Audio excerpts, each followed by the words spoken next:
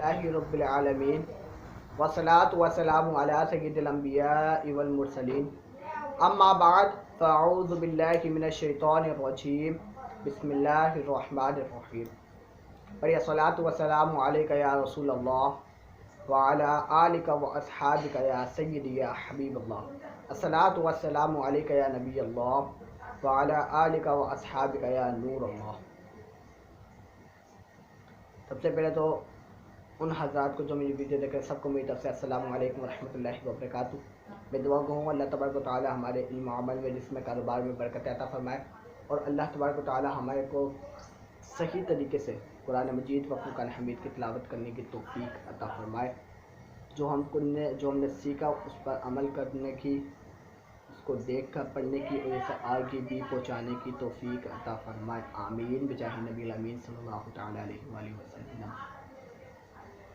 चुनाचा आपके इनमें है कि हमने नून साकिन तक के कवायद समझ लिए थे। हमने परसों हुर्फ़े मुफ़िदात से लेकर हुर्फ़े लीन तक के कवायद समझे थे। कल हमने हुर्फ़े कलकला से लेकर नून साकिन तक के कवायद समझे थे। आज हम इंशाअल्लाह मीम साकिन और मद के कवायद समझेंगे। मीम साकिन के हमने पढ़ा था कि नून साकिन के चार कायदे हैं। हमने पढ़ा था नून साकिन के चार कायदे हैं, इज़हार, इख्फा, इदगाम, इकलाब। मीम साकिन के तीन कायदे। मीम साकिन के कितने कायदे हैं? तीन। इदगाम शफवी, इख्फाए शफवी, इज़हार शफवी। दोबारा रिपीट कर देता हूँ। मीम साकिन के तीन कायदे हैं, इदगाम शफवी, इख्फाए शफवी, इज़हार शफवी। इदगाम शफवी, मीम साकिन के बाद दूसरी मीम आ जाए तो इदगाम शफवी होगा, यानी गुन्ना करके पढ़ेंगे। मीम साकिन के बाद दूसरी मीम आ जाए तो इदगाम शफवी होगा, यानी गुन्ना करके पढ़ेंगे। अच्छा, मीम साकिन के बाद दूसरी मीम आ जाए, अब यहीं रुक जाए। मीम साकिन के बाद दूसरी मीम आ जाए, अभी यहीं पे स्टॉप हो जाए। गौर करें कौन सा ऐसा लफ्ज़ है। हमने पढ़ा इदगाम शफवी, इज़हार शफवी, इख्फा शफवी। मीम साकिन के तीन कायदे, इदगाम शफवी, इख्फा शफवी, इज़हार शफवी। इन तीनों लफ्ज़ में से कौन सा ऐसा लफ्ज़ है जिसमें मीम आ रहा है? इज़हार शफवी मीम नहीं आ रहा, इख्फा शफवी मीम नहीं आ रहा, इदगाम आ गया मीम। तो मीम साकिन के बाद दूसरी मीम आ जाए तो इदगाम शफवी होगा, यानी गुन्ना करके पढ़ेंगे। इसी तरह इज़हार शफवी, मैंने आपको बताया था कि नून साकिन का इज़हार हो या मीम साकिन का इज़हार शफवी हो, कभी भी गुन्ना नहीं करते। तो ये क्लियर हो गया कि इज़हार शफवी में गुन्ना तो नहीं होगा। मीम साकिन के बाद बा और मीम, मीम साकिन के बाद बा और मीम, इन दोनों के अलावा कोई भी हुरूफ आ जाए, चाहे वो हमज़ा हो, चाहे वो लाम हो, चाहे वो नून हो, सीन हो, स्वाद हो, त्वा हो, या हो, कुछ भी हो, मीम साकिन के बाद बा और मीम के अलावा कोई सा भी हुरूफ आ जाए तो इज़हार शफवी होगा। मीम साकिन के बाद बा और मीम के अलावा कोई सा भी हुरूफ आ जाए तो इज़हार शफवी होगा, यानी गुन्ना नहीं करेंगे। अब इज़हार शफवी के कायदे में गौर करें। हमने पढ़ा है मीम साकिन के बाद बा और मीम के अलावा, मीम का तो हमने कायदा देख लिया। मीम साकिन के बाद दूसरी मीम आ जाए तो इदगाम शफवी होगा। हम मीम साकिन के बाद अब गौर करें बा और मीम, यानी मीम तो हमने पढ़ लिया, बा आखिरी क्या बचा? बा। मीम साकिन के बाद यानी बा आ जाए तो इख्फा शफवी होगा, यानी गुन्ना करके पढ़ेंगे। तीनों की मिसाल कैसे देखने का, यहाँ गौर करें। फा ज़बर फा, हा मीम मीम पेश हुम, फ़हुम, मीम क़ाफ़ पेश मुक़, फ़हुम मुक़, मीम ज़बर मा, फ़हुम मुक़मा, हा वाव पेश हू, फ़हुम मुक़महू, नून ज़बर ना, फ़हुम मुक़महूना। इसके तीन स्टेप, इस कायदे को देखने के लिए तीन स्टेप। नंबर 1, मीम साकिन देखेंगे। इस लफ्ज़ में मीम साकिन है, ये देखें मीम साकिन। मीम साकिन के बाद वाला हुर्फ क्या है? मीम साकिन के बाद वाला हुर्फ क्या है? मीम।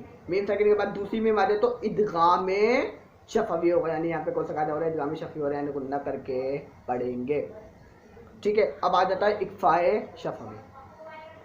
याद रखिएगा एक लफ्ज़ के अंदर दो कायदे हो सकते हैं। दैट इज़ पॉसिबल कि एक लफ्ज़ के अंदर दो कायदे भी हो सकते हैं। जैसे कि यहाँ देखें, काफ नून पेश कुन, तामीम पेश तुम, कुन तुम, बाजे भी, कुन तुम भी, हा खड़ी रही, कुन तुम भी।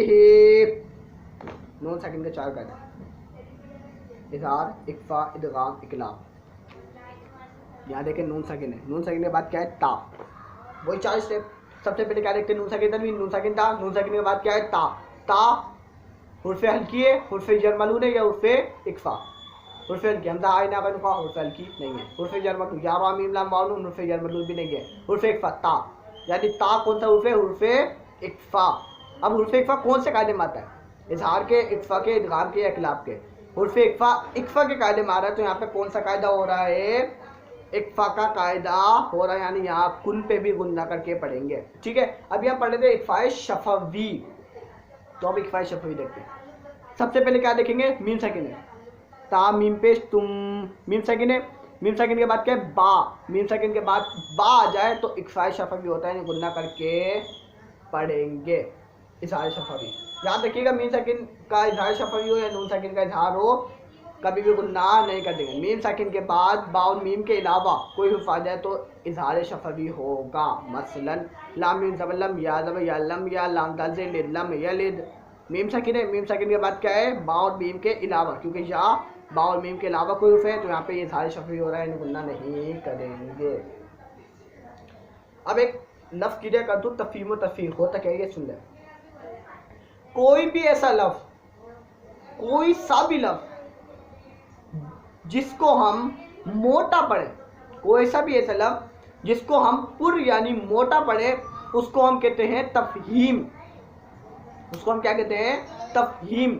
और इसी तरह कोई भी ऐसा लफ्ज़ जिसको हम बारीक पढ़ें, उससे हम कहेंगे तरफ़ीक़। कोई सा भी लफ्ज़ जिसको हम पुर यानी मोटा पढ़ें, उसे कहेंगे तफ़हीम। कोई सा भी ऐसा लफ्ज़ जिसको हम बारीक पढ़ें, उसे कहेंगे तरफ़ीक़। ठीक है, अब बाज़ औक़ात मैंने देखा है, गौर भी करा है, मैंने सबक सुनते वक्त भी ऐसा गौर करा है, चाहे बच्चा हो या बड़ा हो, अल्लाह के नाम को जो ना बाज़ औक़ात बहुत लोग गलत पढ़ते हैं, और जो कि सही नहीं है। हमें जान लेना चाहिए कि अल्लाह के नाम को कब पुर पढ़ते हैं, कब वो बारीक पढ़ते हैं। अल्लाह तबारक व तआला के लाम से पहले, अल्लाह तबारक व तआला के लाम से पहले अगर हुरूफ के ऊपर ज़बर या पेश आ जाए तो अल्लाह तबारक व तआला के लाम को पुर यानी मोटा पढ़ेंगे, और अल्लाह तबारक व तआला के लाम से पहले अगर ज़ेर आ जाए तो अल्लाह तबारक व तआला के लाम को बारीक पढ़ेंगे। मसलन हमज़ा लाम ज़बर अल लाम अल लाम खड़ा अल्लाह अल्लाह हा पेश हु अल्लाहु। गौर करें, लाम से पहले क्या था? हमज़ा। हमज़ा के ऊपर क्या था? ज़बर। अल्लाह के नाम से पहले ज़बर या पेश आ जाए तो लाम को पुर यानी मोटा पढ़ेंगे। अल्लाहु यानी अभी लाम को मोटा पढ़ेंगे। अब बारीक किस तरह पढ़ेंगे वो भी साथ। लाम लाम ज़ेर लिल, लाम खड़ा ज़बर ला, लिल्लाह हा पेश हु लिल्लाहु। अल्लाह के नाम से पहले लाम के नीचे क्या था? ज़ेर। अल्लाह के नाम से पहले अगर ज़ेर आ जाए तो अल्लाह के नाम को बारीक पढ़ेंगे। अब मत के क्या मायने हैं, मत की कितनी किस्में, ये समझ लें। हमेशा देखिए, हमने पीछे पढ़ा था कि नून साकिन और मीम साकिन के कायदे जिसमें हम गुन्ना कर रहे हैं, ठीक है, जिसमें हम नाक से आवाज़ निकाल लेते हैं। मत के कायदों में गुन्ना नहीं करते बल्कि खींच के पढ़ते हैं। मत के कायदों में गुन्ना नहीं करते बल्कि खींच कर पढ़ते हैं। मत के मायने दराज यानी खींचना। मत के 2 सबब है। सबब कहते हैं मत 2 वजह से हो सकते हैं। नंबर 1 हमज़ा, नंबर 2 सुकून। सुकून कहते हैं जज़म या तशदीद को। नंबर 1 हमज़ा, नंबर 2 और सुकून। सुकून यानी जज़म या तशदीद। मत की 6 इक़साम है, जैसे हमने वो पढ़ा था। नून साकिन के 4 कायदे हैं, मीम साकिन के 3 कायदे हैं, इसी तरह मत के 6 कायदे हैं जिसे हम कहते हैं इक़साम। मत की 6 इक़साम है। मद्दे मुत्तसिल, मद्दे मुनफसिल, मद्दे लाजिम, मद्दे लीन लाजिम, मद्दे आरिद, मद्दे लीन आरिद। एक दफ़ा फिर रिपीट कर दो। मद्दे मुत्तसिल, मद्दे मुनफसिल, मद्दे लाजिम, मद्दे लीन लाजिम, मद्दे आरिद और मद्दे लीन आरिद। मद्दे मुत्तसिल, मद्दे मुनफसिल पहले ये समझ लो। हुर्फ़े मद्दा के बाद हमज़ा आ जाए, हुर्फ़े मद्दा के बाद वाला क्या हो? हमज़ा, वो भी इसी लफ्ज़ के अंदर, यानी एक ही लफ्ज़ के अंदर हुर्फ़े मद्दा भी हो और हमज़ा भी हो तो मद्दे मुत्तसिल होगा। इसी तरह मद्दे मुनफसिल, हुर्फ़े मद्दा के बाद हमज़ा दूसरे वाले लफ्ज़ के अंदर आ जाए, यानी 2 लफ्ज़ हो, हुर्फ़े मद्दा पहले लफ्ज़ के अंदर हो और हमज़ा कौन से लफ्ज़ के अंदर हो? दूसरे लफ्ज़ के अंदर हो, तो मद्दे मुनफसिल होगा। मसलन यहाँ देखें, जीम अलिफ ज़बर जा, हमज़ा ज़बर आ, जा आ। अलिफ से पहले ज़बर हो तो अलिफ मद्दा होगा, हुर्फ मद्दा के बाद हमजा इसी लफ्ज़ के अंदर है तो मद्दे मुत्तसिल हो रहा है। अब मद्दे मुनफसिल, बा ज़ेर बी, मीम अलिफ ज़बर मा, बिमा हमज़ा नून पेश उन, बिमा उन ज़ा ज़ेर ज़ी, बिमा उन ज़ी लाम ज़बर ला, बिमा उन ज़िला। यहाँ पे दो कायदे हो रहे हैं, एक मद्दे मुनफसिल और एक हो रहा है इक्फा का कायदा नून साकिन, क्योंकि यहाँ पे नून साकिन बिना हमज़ा नून पेश उन, नून साकिन के बाद जा हुर्फ इक्फा है तो यहाँ पे इक्फा का कायदा भी हो रहा है।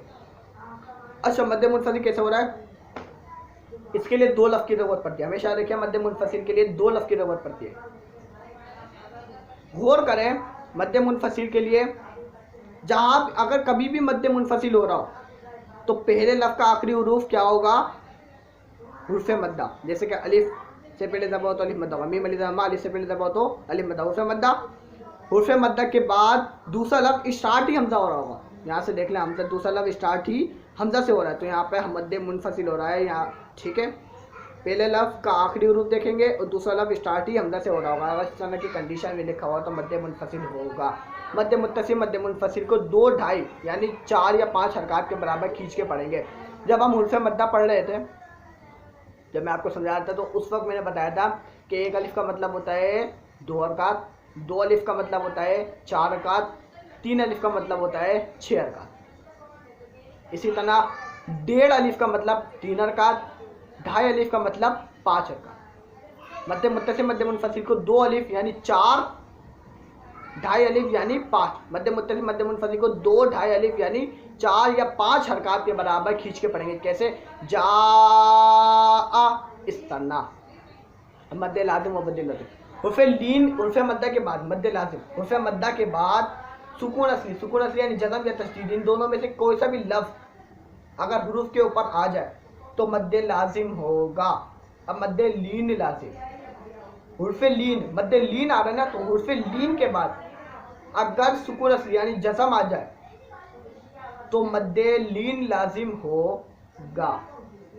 हुर्फ मद्दा के बाद सुकून असली यानी जज़म या तशदीद आ जाए तो मद्दे लाजिम। हुर्फ लीन के बाद अगर सुकून आ जाए यानी जज़म आ जाए तो मद्दे लीन लाजिम होगा। जैसे कि दुआत अलिफ लाम ज़बर लाम दो ज़बर लन, दुआलन अलिफ से ज़बर तो अलिफ मद्दा होगा। हुर्फ मद्दा के बाद देख लें यहाँ पे तशदीद आ गया, सुकून असली आ गया तो मद्दे लाजिम हो रहा है। इसी तरह मद्दे लीन लाजिम, आइन या नून ज़बर आइन, हुर्फ लीन या साकिन बिल ज़बर तो या लीन होगा। हुर्फ लीन के बाद सुकून आ गया तो मद्दे लीन लाजिम। मद्दे लाजिम मद्दे लीन लाजिम को 3 अलिफ के बराबर खींच कर पढ़ते हैं।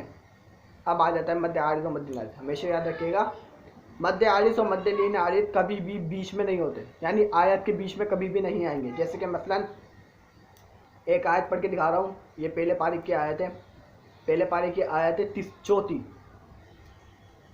चौथी नहीं सॉरी 5वीं आयत है, ये पहले पारे की 5वीं आयत है। उलाइका अला हुदम मिन रब्बिहिम व उलाइका हुमुल मुफ्लिहून।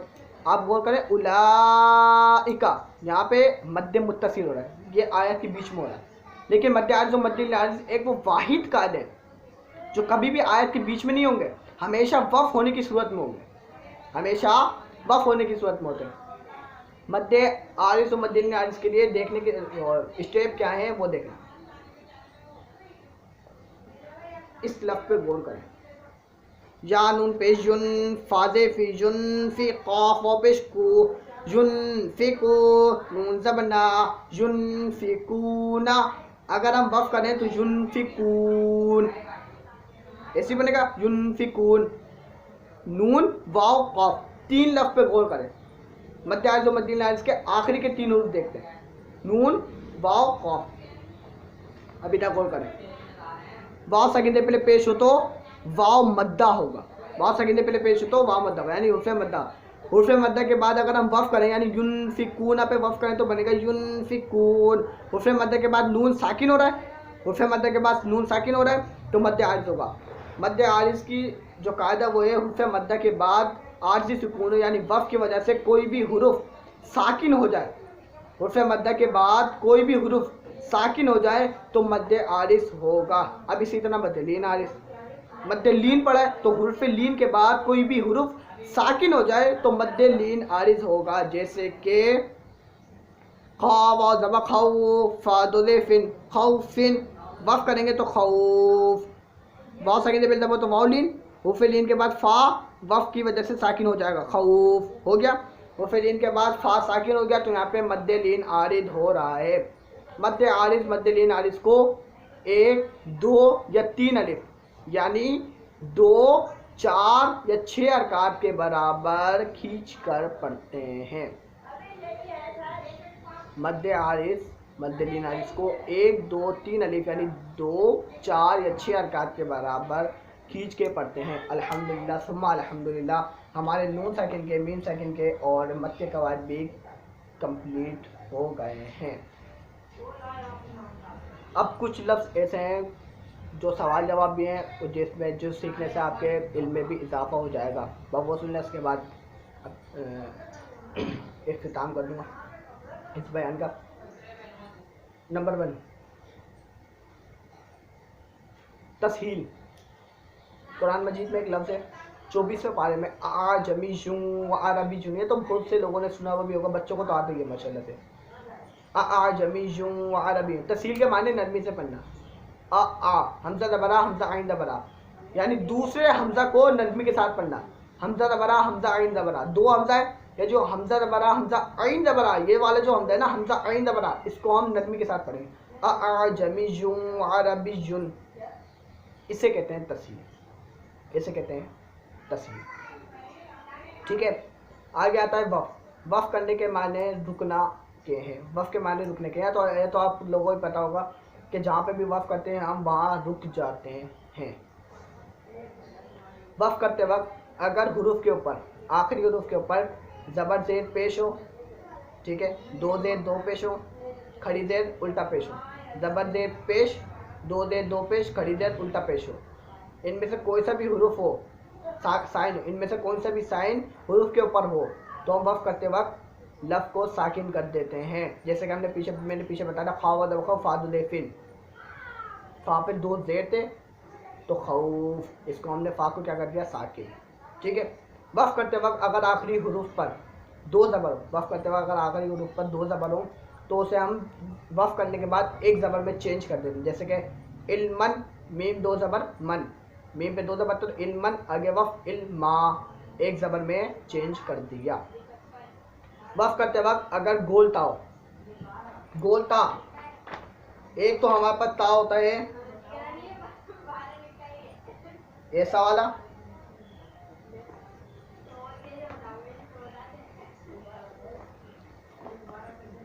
एक तो हमारे पास ता होता है एक ऐसा, एक होता है ऐसा, इसे कहते हैं गोलता। इसे क्या कहते हैं? गोलता। वफ करते वक्त अगर आखिरी हुरूफ गोल वाला ता हो तो इसमें हमेशा याद रखें वफ करने के बाद ये हमेशा हा बन जाता है। चाहे इस पे 2 ज़बर हो, चाहे इस पे खड़ा ज़बर हो, चाहे ज़बर दे पेश हो, हमेशा वफ करने के बाद ये क्या बन जाएगा? हा। कुव्वतन, आगे वफ कुव्वा, हा बन गया।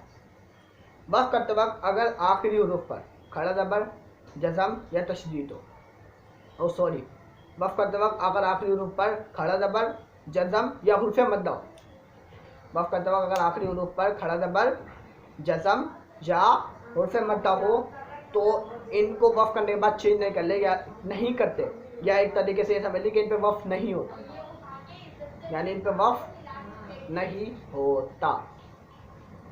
आपने कुरान मजीद पढ़ते वक्त कुछ ऐसी कंडीशन देखे होंगे, कुछ लफ्ज़ ऐसे होते हैं जो कि तशदीद से स्टार्ट होते हैं, ठीक है, लेकिन जैसे कि एक लफ्ज़ लजीना ऐसी होता है। अभी आप कुरान मजीद खोलें, पहला पारा होगा अलिफ लाम, बिस्मिल्लाहिर्रहमानिर्रहीम, अलिफ लाम मीम, ज़ालिकल किताबु ला रैब फीहि हुदल लिल मुत्तकीन। अब स्टार्ट है लजीना से, लेकिन हम पढ़ते हैं अल लजीना। अब ये अल क्यों पढ़ते हैं, वजह ये समझ लें।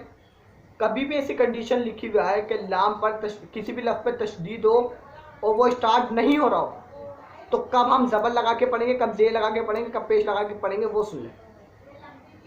अगर दूसरे लफ्ज़ पर ज़बर हो अगर दूसरे लब पर ज़बर हो तो हम अलिफ के साथ क्या लगाएंगे, ज़बर। दूसरे लब पर ज़ेर हो तो अलिफ के साथ क्या लगाएंगे, ज़ेर। दूसरे लब पे पेश हो तो अलिफ के साथ क्या लगाएंगे, पेश। ठीक है।